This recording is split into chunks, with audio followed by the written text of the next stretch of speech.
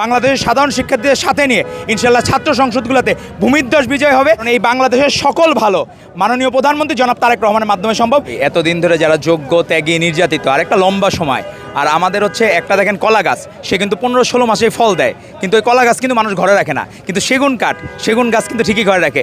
একটা সেগুন কাঠ পরিপক্ক হইতে, মজবুত হইতে প্রায় আপনার 30 থেকে 35 বছর সময় লাগে।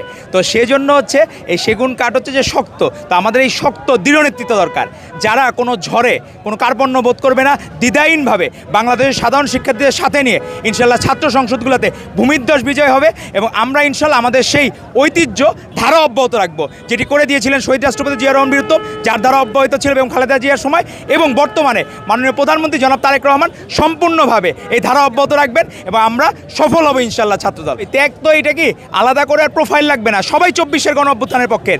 এবার যারা নেতৃত্বে আসবে তাদের 16 বছরের আন্দোলন সংগ্রামের নেতৃত্ব ছিল এবং তারা এক মুহূর্তের জন্য অন্যায়ের সাথে আপোষ করে নাই, ছাত্রলীগের সাথে আপোষ করে নাই, আওয়ামী লীগের সাথে আপোষ করে নাই।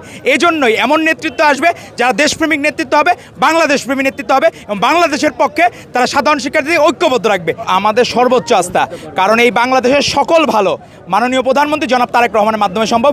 এইটা আমাদের বাংলাদেশ জাতীয়তাবাদী ছাত্রদল মনে প্রাণে বিশ্বাস করে। তো আমরা আশা করব মাননীয় প্রধানমন্ত্রীর হাত ধরে যে আমরা সাম্য মানবিক বাংলাদেশ বিনির্মাণ করতে চাই, সেই বাংলাদেশ বিনির্মাণে সারথি হবে বাংলাদেশ জাতীয়তাবাদী ছাত্রদল।